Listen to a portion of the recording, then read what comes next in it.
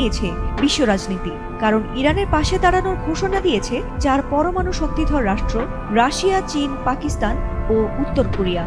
এরই মধ্যে উঠে এসেছে এক বিস্ফোরক আশঙ্কা, আগামী কয়েক ঘন্টার মধ্যে ইরান তার পারমাণবিক অস্ত্র প্রকাশ্যে আনতে পারে।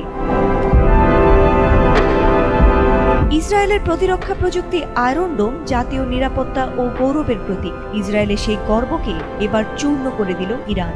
তেল আবিবে অবস্থিত ইসরায়েলি প্রতিরক্ষা সদর দপ্তর গুঁড়িয়ে দিয়েছে ইরানি বাহিনী। ইসরায়েলের প্রতিরক্ষাকে ধ্বংস করে ইরানের সর্বোচ্চ নেতা আয়াতুল্লাহ আলী খামেনি সরাসরি হুঁশিয়ারি দিয়ে বলেছেন, ইসরায়েল এমন এক ভয়াবহ অপরাধ করেছে যার শাস্তি তারা পাবেই। এবার তাদের কোনো রেহাই নেই। 14 জুন জাতির উদ্দেশ্যে দেয়া ভাষণে খামেনি জানান, ইসরায়েল কেবল হামলাই চালায়নি, যুদ্ধ ঘোষণা করেছে। এই আগ্রাসনের পরিণতি হবে ভয়াবহ।